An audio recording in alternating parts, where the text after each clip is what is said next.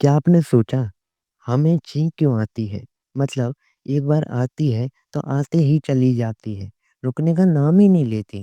तो देखो, जब आप चीखने वाले होते हो तो अब आपकी छाती फूलने लग जाती है और आपके मुँह से बहुत सारी हवा लेती है और फेफड़ों में जमा हो जाती है और फिर फेफड़े आपकी हवा को बाहर भेजते हैं और फिर आपकी नाक को साफ करते हुए आपके अपने दोस्त के ऊपर साफ हो जाती है।